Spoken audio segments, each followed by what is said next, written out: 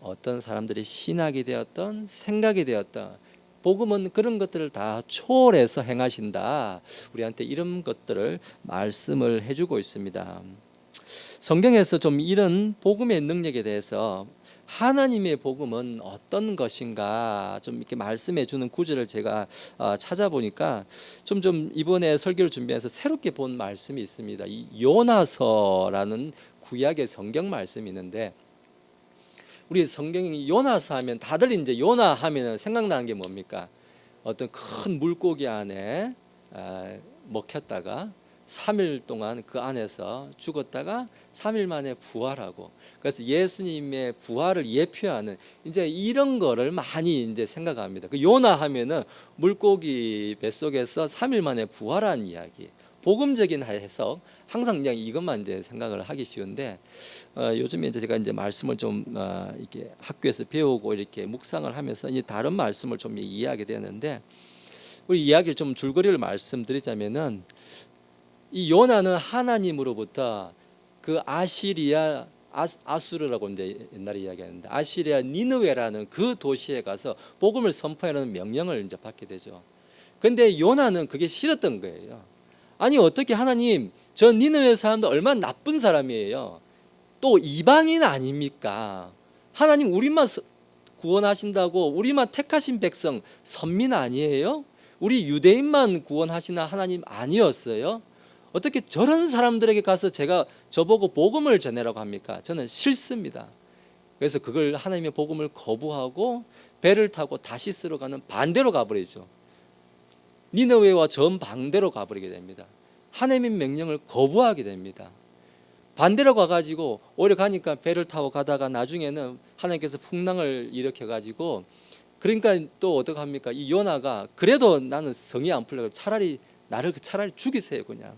그래서 나를 그냥 물에 바다에 던지라고 해가지고 던져가지고 물고기 뱃속에 들어갔다가 이제 3일 동안 이제 뭐 죽었다고 하는 사람도 있고 3일 동안 기도했다고 하는 사람도 있는데, 아무튼 3일 동안 뱃속에 있다 나옵니다. 그래 나와가지고 하나님께서 다시 가라고 했을 때 이 니느웨에 가서 복음을 선포합니다. 선포하니까 무슨 일이 생깁니까? 이 니느웨 사람들이 그 왕이 진짜로 회개를 하는 거예요.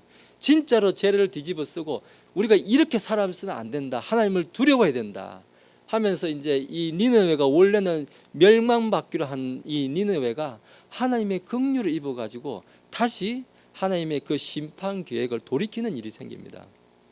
그랬더만 이 요나가 어떻게 합니까? 더 화가 납니다. 하나님, 그를 제가 말했지 않습니까? 하나님의 복음을 선포하면 이 사람들이 믿고 회개하고 하나님께 돌이킨다고 제가 말씀드렸죠. 저는 그게 싫다고요. 이 사람들은 회개하면 안 된다고요. 이 사람들은 저기 다 지옥 가가지고 저 지옥에 불쏘시개나 돼야 되는 그런 사람들이란 말이에요. 왜 저보고 자꾸 이 사람들에게 복음을 선포하라고 자꾸 이야기하셨어요? 오히려 하나님께 불만을 이야기합니다.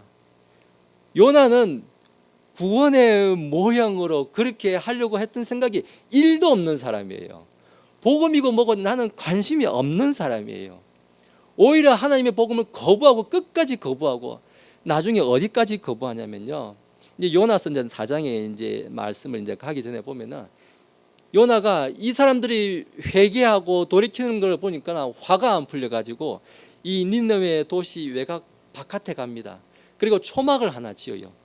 초막을 지어가지고 내가 앉아가지고 이 니느웨 도시가 끝내 망하는 꼴은 내가 내 눈으로 꼭 지켜보겠습니다, 이러한 생각으로 초막을 짓고 니느웨 도시를 이제 내려다보게 돼요.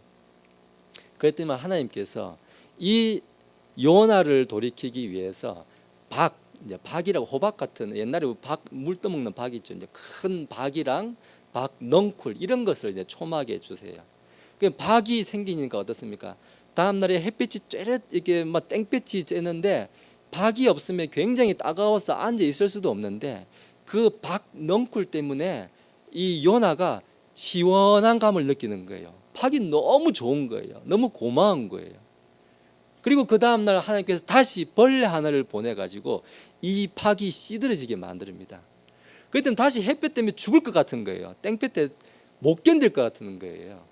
그러니까 박이 있을 때는 너무 기뻐하다가 그냥 박 하나 이렇게 씨들어 죽으니까 너무 또 안타까운 거예요. 마음이 괴로운 거예요. 그래서 요나서 4장 이제 마지막에 가면은 하나님께서 이 박 이야기를 통해 가지고 이 체험을 통해 가지고 내가 왜 니느웨 사람들에게 복음을 전할 너보고 가서 전해라고 했는지 그 이유를 이제 알려주는데 요나서 4장 11절 맨 끝에 가면 이제 하나님께서 이렇게 말씀해 줍니다. 자기의 오른쪽과 왼쪽을 분간할 수 없는 자가 12만 명이 넘고, 이 말은 그 니느웨의 왼쪽 오른쪽을 분간 못한다는 것은 애들이라는 거예요. 아이들. 그런 아이들 천지 분간도 못하는 아이들이 12만 명이 넘는다는 것은 어른들 합치면 한 60만 명, 몇십만 명이 된다는 거예요. 그 도시 안에 수십만 명의 사람이 있고 또한 많은 가축이 있는 저 큰 도시 니느웨를 내가 아껴야 하지 아니하겠느냐, 이렇게 하나님 말씀합니다.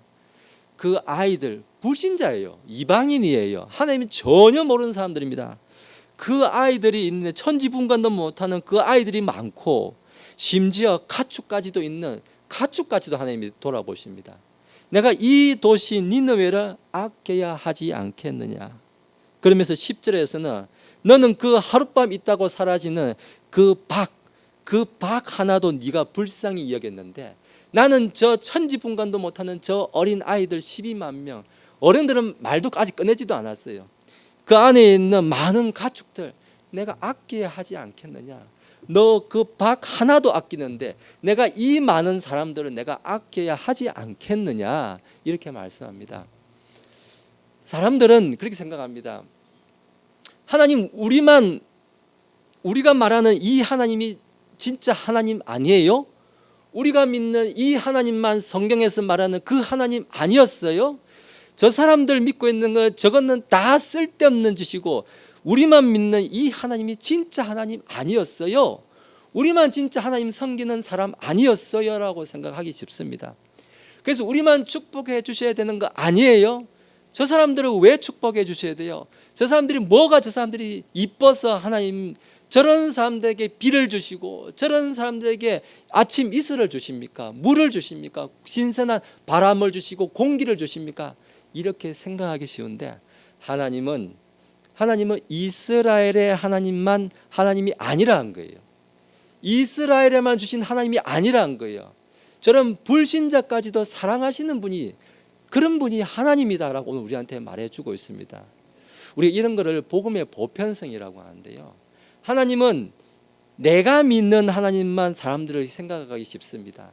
내가 믿는 하나님, 이 하나님만 생각하는데 그런 생각하지 말라는 거예요. 어떤 사람들을 생각합니다. 예수님은, 우리 같은 이방인들은 예수님의 십자가 사건 이후로만 예수님을 믿게 됐고 그 전에는 유대인만 믿게 했다. 이제 그런 시오니즘적인 그런 이야기를 하는 사람도 있습니다. 오늘 말씀 보니까 어떻습니까? 니느웨 사람들이 어떤 사람들입니까? 그냥 이방인 사람이에요. 완전 100% 이방인, 하나님 근처도 안 가는 사람들이에요. 오늘 하나님은 그런 백성도 사랑하신다고 이야기합니다. 심지어 그런 백성 가운데 가축도 사랑하시는 하나님이라고 이야기하고 있습니다. 하나님은 모든 사람들이 하나님이라고 이야기합니다. 어떤 특정한 것을 믿는 사람들이 하나님이 아니다라고 이야기합니다. 그런 하나님을 찾지 말라고 우리한테 이야기를 하고 있다라고 우리에게 이야기하고 있는 것입니다. 그래서 우리의 하나님은 모든 사람에게 다 공평하게 복음을 주신다. 그래서 복음은 보편적으로 모든 사람에게 주시는 것이 복음이다라고 오늘 먼저 우리에게 한 가지 말씀을 주십니다.